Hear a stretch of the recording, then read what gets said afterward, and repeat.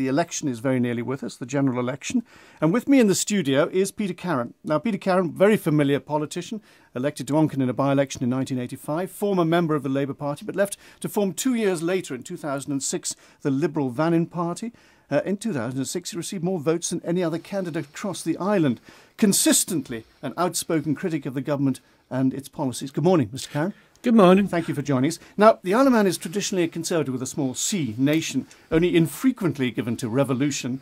And now your party is a party of change. How sharp is the Manx appetite for change? Well, I hope it is, because obviously time's running out. We cannot afford the luxury to run the place like it's been run over the last 20 years.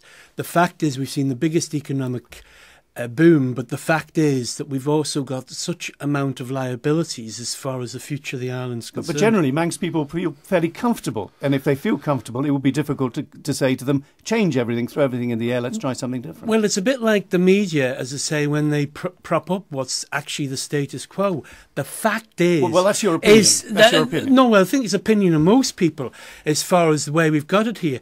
The fact is you've got Anderson mentioning the customs agreement. The reason that's out today is because of questioning by me. The reason why we have questions on a regular basis is to try and hold the executive to account and not have a situation where a small select few who seem to be able to use the public purse as their own personal takes me on to my bank. next question. 13 of the 22 oral questions are from yourself. We've had a listener saying it's probably worth costs an awful lot of money for the government to answer all these questions. Is it worth it? Well, go and ask that for the people who paid for 131 million for a 40 million pound power station. The fact is, when I wasn't there, you never had a sitting. Your answer is yes to that. Should the policy of the individual Lib Van members be consistent with the policy of the party as a whole? I mean, if you, for instance, got a whole lot of members in this time, would they be expected to vote as a group? Absolutely on Lib Van policy. The fact is... Isn't that what you're accusing the government of doing, of having a caucus? No, the point is the government's being dishonest in the fact they're claiming to be independents, or what the Manx call Yam Yats Tory to you, Liberal to me, and nothing to anybody but themselves. Is Liberal a good tag to have at the moment, considering what's happening across? Well, I think the point is what we wanted to do is create a party reform to try and get a rainbow alliance of people who realise that the present system of government is totally unacceptable and unsustainable. That's why we've got the Liberal Vannin Party, to try and get that sort of audit into the systems of government. I noticed that so far the candidates declared for Lib Vans have all been in constituencies where there is a minister. Is that a direct policy? Are you targeting ministers? No. When you've got to remember, you've got 10 of the 24 members are ministers. The fact is, it's so disproportionate, anyways. It's possible that we'll have the Chief Minister's job up for grabs in the autumn. Mm-hmm. It's possible. Do you see yourself as a Chief Minister?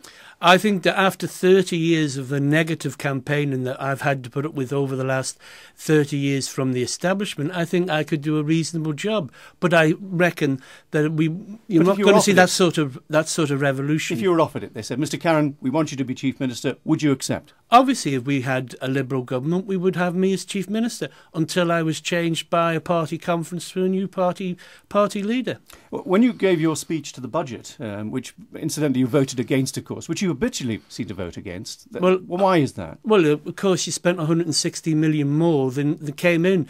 And the fact is that what I do think is so terrible because of the lack of accountability is the irresponsibility of this government trying to put everything off until after the election so they've got their feet under the table so that they can carry on as they have done, which is unsustainable. Well, let's just mention something you mentioned there, the pensions black hole, 500 million. Mm-hmm. And who exposed it? Well, yeah, but what would you do about it? If you were Chief Minister, what would you do about it? What you would have done like 5 years ago. Yeah, but what would you do now? What should have been done when I made the representations on this issue? But that's jobbing backwards. What can you do now if you were Chief Minister? Well, the situation would be is that you've got to stop final salary to start off with. We're going to have to seriously look at increasing the amounts. I believe the money that we've spent on the present government's policy is a waste of money, and what we're going to see is that we're going to have to do a complete U-turn on it. One last question.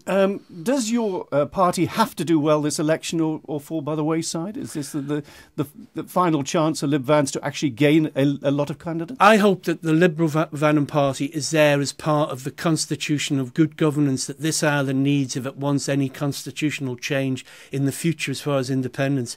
And I think if we don't get a Lib Van Party success this time, well, that will be up to people like myself in previous generations that's created the change that's needed. Mr. Karran, thank you very much indeed. Peter-Karran, a prospective candidate for the constituency of Onchan. It's 8 o'clock.